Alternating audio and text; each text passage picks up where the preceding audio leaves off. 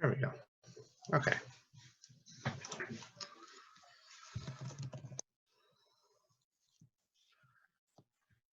All right. So um, for today's primer, the first one's in Sage. So for today's primer, I was thinking it would be a good idea to talk about for loops and while loops in some more detail and how you might input an iterative process into Sage. So what I mean by an iterative process is kind of like a recursive sequence, if you've seen that type of thing. So, you start with an initial condition and then you do something, and then whatever result you got, you use that as the new initial condition, and then you do the same thing again. That's your new initial condition, same thing again. So that is, and that's something that like you ended up having, or not having to use, but you could have used in the first lab, um, like when you did the derivative and you set your function as the derivative that you just took, and then you did the derivative again, set that as the new function. You could have done that in the first lab, but in this lab, you're going to have to do it. There's no other way to program in Newton's method because it is an iterative process. So that's why we're going to go over that stuff today, take a look at how that works, and then if at any point I say or do something that causes mass confusion, just absolutely stop me, unmute yourself, and be like, what did you just do? Why are you saying that? Can you try saying it in a different language, perhaps? And we'll go from there. So first things first, let me sort of describe the iterative process that we're going to be setting up today. So what I would like to do is I would like to program in, how best to describe this?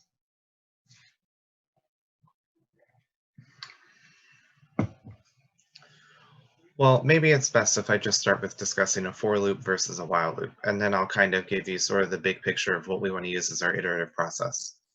So, um, so for loops versus while loop. So by now you're pretty familiar with a for loop and a while loop, right? So let's say that what I want to do is, so I'm going to put this as a comment. Oh, what is it doing? I don't know. I'm just going to cut that. Okay. So I would like to build a program that computes the nth term of the Fibonacci sequence. Okay. And so sort of the question we might ask is, well, what is the most efficient way to do this? Or what is the best way to do this? So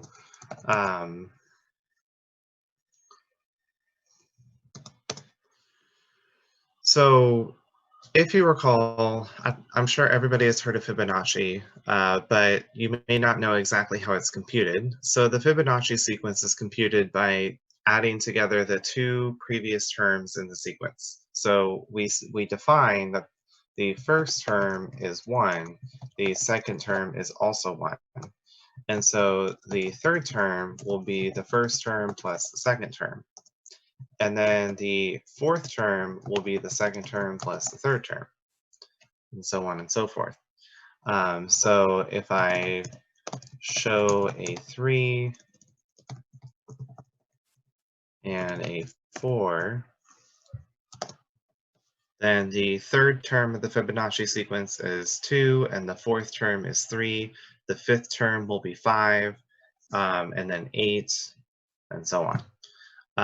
So the Fibonacci sequence is an iterative process because we set some initial conditions and then we iterate the same pattern. We keep adding together the two previous terms. But when we add together the two previous terms, we have to reset our initial conditions, so to speak, because when we do a sub 4, instead of doing 1 plus 1, now we are doing 1 plus 2.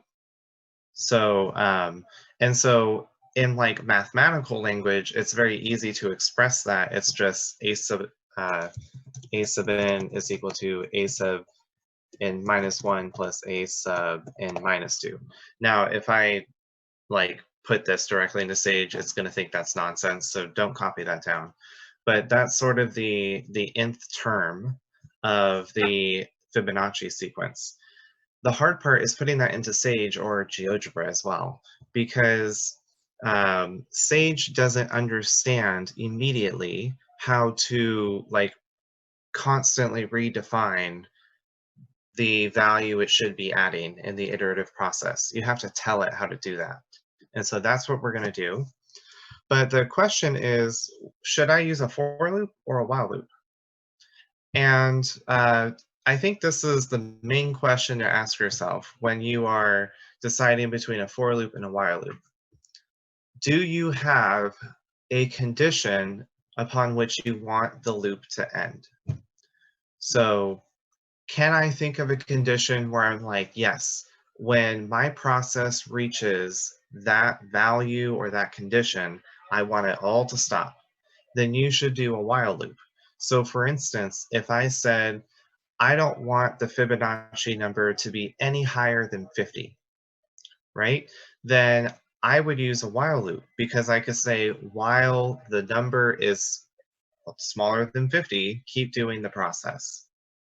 But if I said, I want the Fibonacci sequence to be computed for up to 20 terms, you could still use a while loop. You could say while we're not at the 20th term, but it might make more sense to me to say for n in this range from 1 to 20, right? Because you can set that end date. So they both are used for very similar purposes, and usually you can kind of like smooth one into the other, you know, like if you decide to use a while loop instead of a for loop, then usually that's okay. But there are some situations where like a while loop is definitely not going to work and where a for loop is definitely not going to work. And in those situations, that's where you really want to ask yourself that question. Do I have a stopping condition or do I have a range in mind?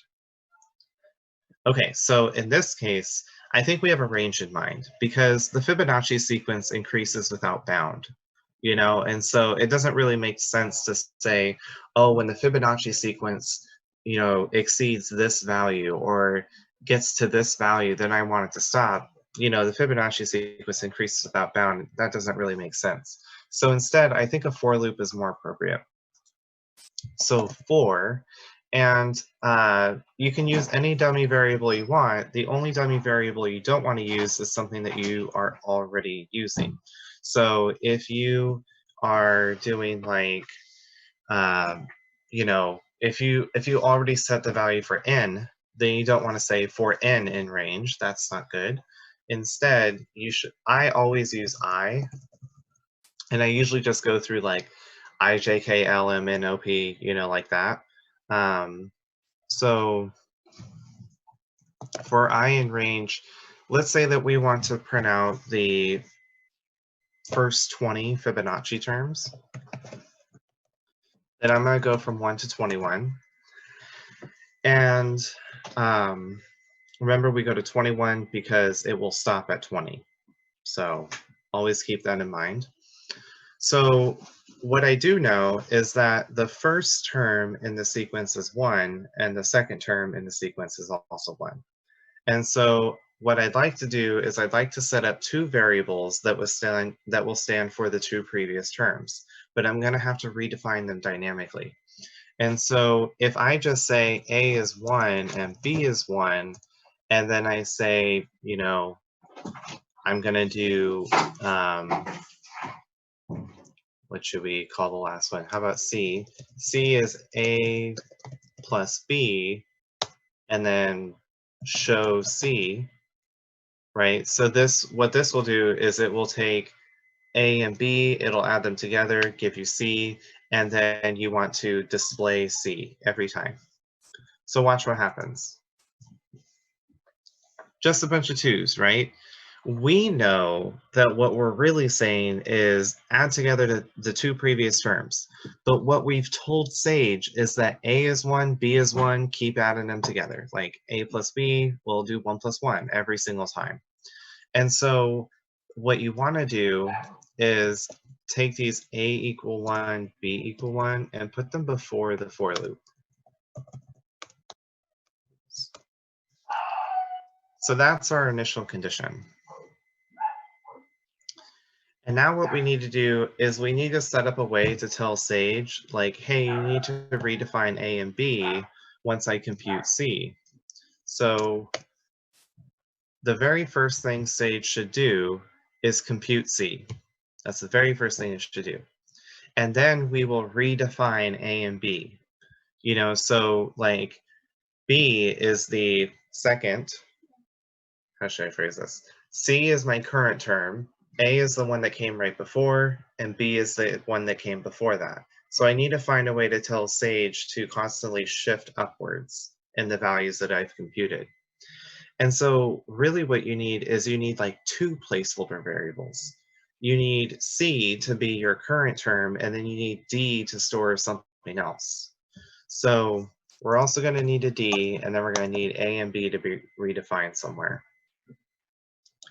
So you can see that like what is actually a very simple sequence, the Fibonacci sequence, well, it's a very deep sequence, but it's simple to describe.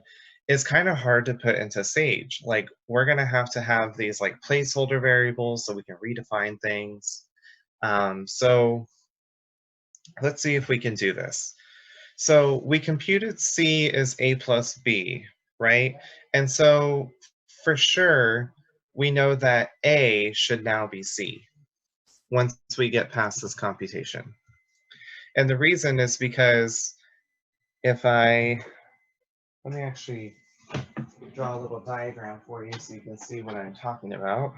So I'm going to be swapping between my code and between my iPad, just FYI. So I'm going to be drawing a little diagram on my iPad. Okay, so let's see.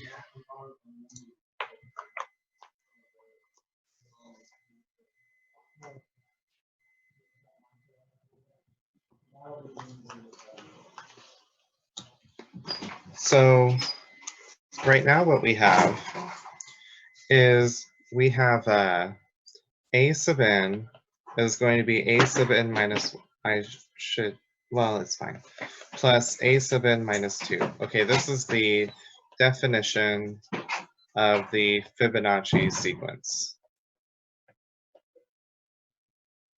So how we've represented this is that this is C, this is A, and this is B. And in our code, right, if we just look at this as like, this is our sequence, we have A, B, C in the order. Sorry, I put it in alphabetical order. B, A, C is how it goes. And so when we move forward in this sequence, so we're going to go to some new letter. Let's just call it alpha for now. We're not going to use any alphas in our program. So C is going to, the new C is going to be alpha. So that means that we need to take the value we got for C and store it in A.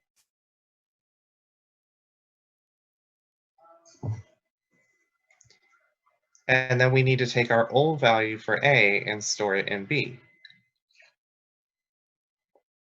And so what this will do is this will produce I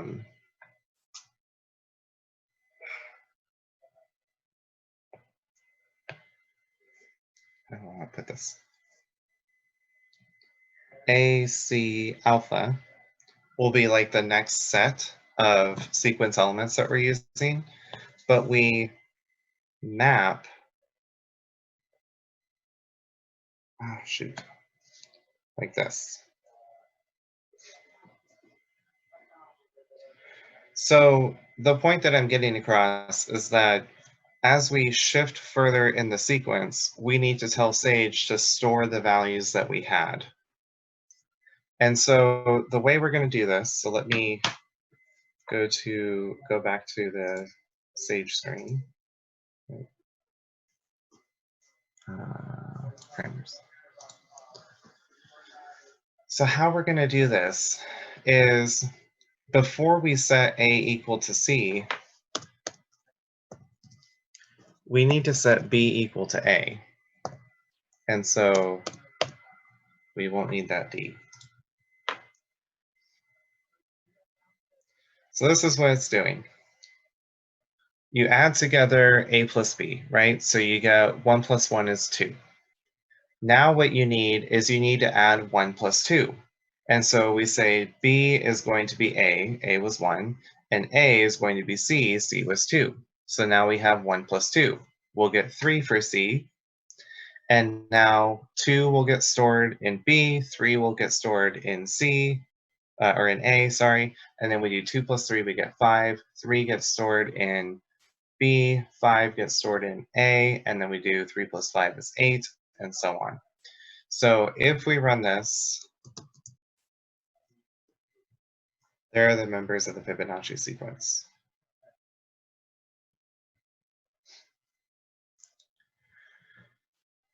So this is an iterative process, sure, but it's what I like to call redefining terms. So you have terms that you have used already, but you redefine them in terms of other terms. Wow, that was a weird way to say that.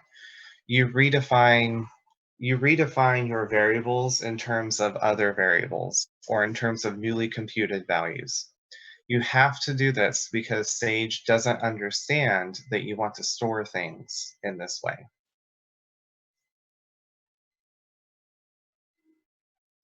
There's fancier ways you can do this with lists, but I don't want to like dive super deep into how you can use lists to store values and then call previous members of the list and stuff like that. That's a little more fancy than I want to get into, but it can be done. And I think that in some sense, it makes the connection to Fibonacci or any iterative process really more explicit, but then you have to like be really fluent in list language.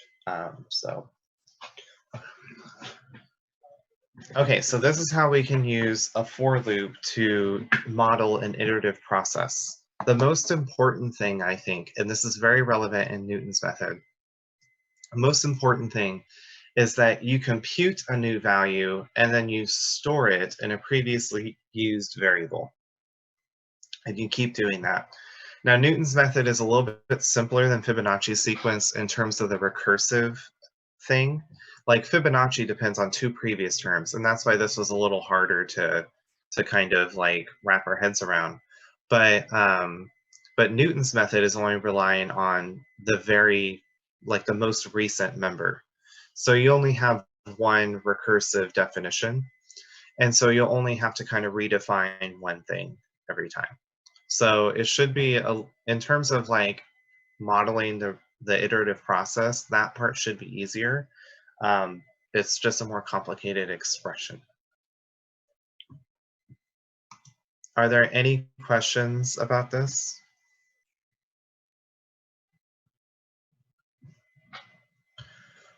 So one thing that I hope you get from this is that figuring out how to model an iterative process can be a little challenging. Like I intentionally did not figure this out like explicitly before I came on to do this primer, because there's always this, whenever like somebody lectures about something, I feel like it always gives off this vibe like we just know it all, and and like this wisdom just comes to us. But no, like we actually struggle with this stuff and have to think about it. And so that was me sort of thinking about how to do this. I thought we might need a D variable to store a value. And then as I worked through how this works, became clear that that wasn't necessary. And that's sort of the experimentation and the thought process that I hope you follow when you're doing your stuff in Sage is, you know, first make it really convoluted and just get it to work. And then you go back and look at what you have and you try to streamline it. You try to make it better. How can I cut out some stuff so that it's more efficient without losing any of its power? That's sort of a good thing to do. So we can store the members of Fibonacci in a list and then call the list member. You know, that might be useful with Newton's method. I don't know, but you know, and I say I don't know because it's up to you, like how you want to put it together. But you could say like fib list is an empty list. By the way, I call everything something list so that it tells whoever's reading this that like this is a list and it describes this. But you could call it literally anything. You could call that list Maleficent and it'll still work. So whatever you want to call your list. And so you can do fib list dot append C. And actually up here, I'm going to do fib list dot append A and fib list dot append B.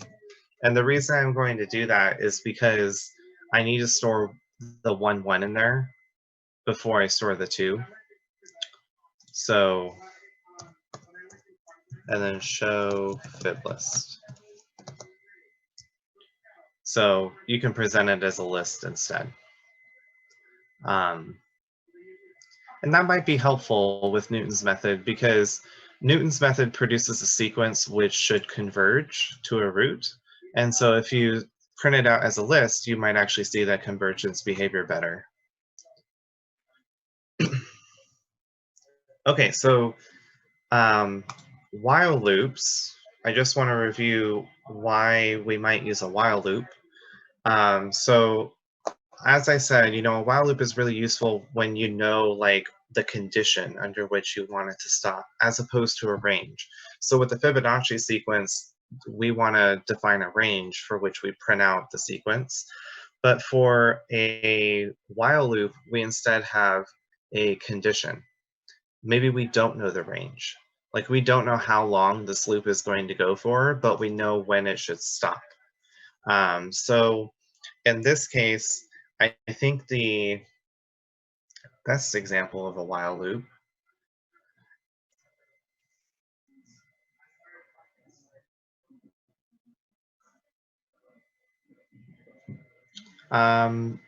maybe this one.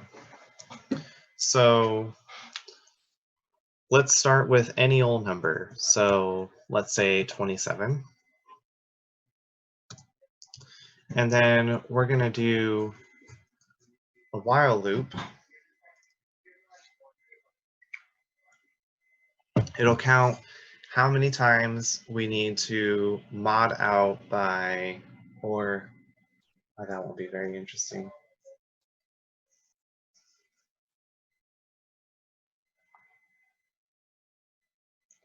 I was going to use modular arithmetic, but then it becomes almost trivial. We could do division now. Okay, how about this? So we want to figure out how many times we need to subtract a number of our choice until we are going to hit like 0 or the negative numbers. So let's say the number we pick is 27 and the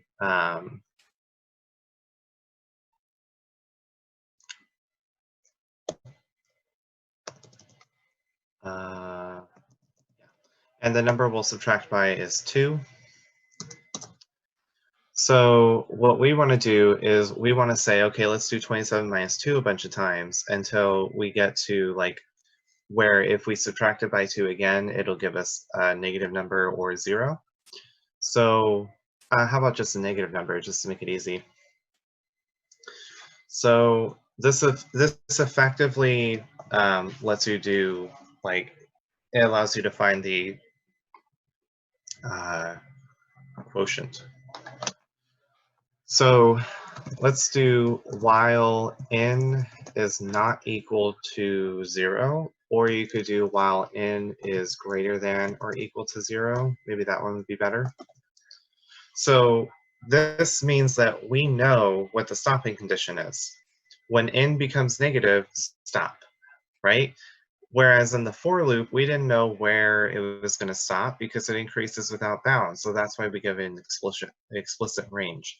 But somebody could pick any value for n, and we don't know how long it's going to take in this loop. So we can't provide a range like in a for loop. So while n is bigger than or equal to 0, then what we're going to do, oh, and I'm going to set I equal to 0.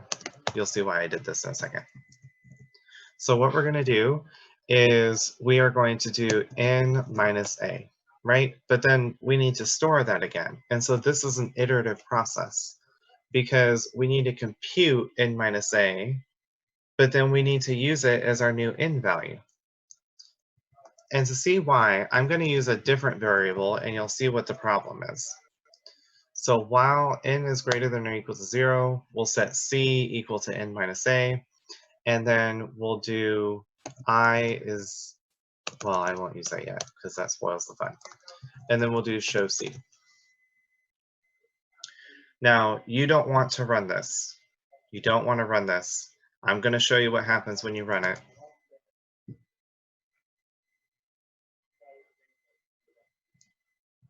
Just 25 forever. So I'm going to stop because it's starting to have a panic attack.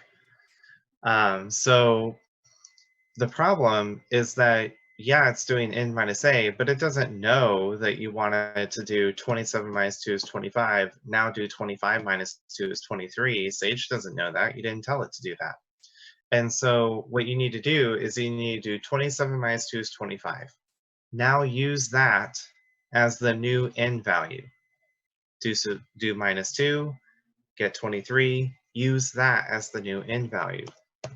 So we need to set n equal to n minus a. Now remember, in mathematical terms, this equation makes no sense. But in coding terms, it makes complete sense because the equal sign in coding is an assignment. So you're doing n minus a and assigning it to n. So if we do this, oh, and I should replace show c with show n. Now it does what we want. And you see that it gets to -1 and it stops. Now, it would be nice if it got to negative, or if it stopped before it printed -1, right? And so if we wanted to do that, then we need to just put show n before n equals n minus a. The reason is because before it would compute the new value of n, it would show it, and then it would go back and check to see if it was negative. If we show it first, it's already checked to see if the new value is negative. So if I run this, then it stops at 1, which is what we would like it to do. Now, the last thing you might be wondering is, what's with this I equals 0? So the reason for I equals 0 is while loops are really good for counting how many times it goes through the loop. With a for loop, you already know, you set the range. But a while loop, you might not know in advance. So I is what we call a dummy variable. We have lots of dummy variables. And so whenever you want like a counter, you always do the counter is equal to the counter plus 1, or whatever your increment is that you're interested in. And then generally what I do is I like to come down here and then say show I. And so this will print out, or maybe I should do, I don't know, print the number of loops was, and then show I.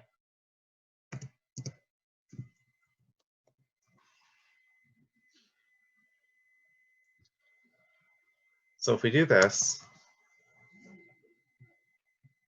there we go. Prints them all out. The number of loops was 14.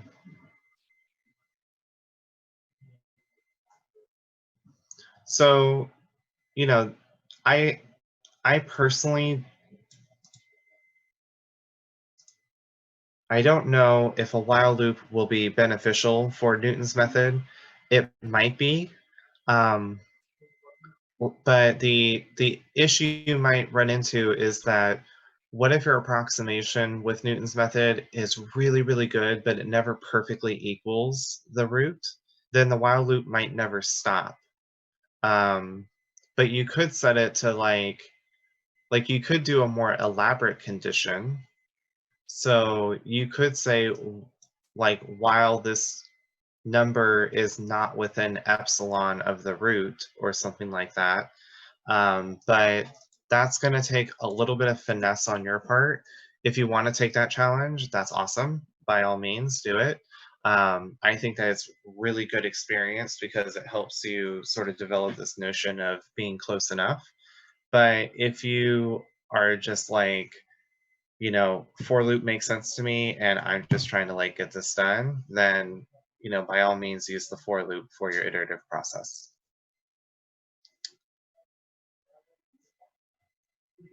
All right.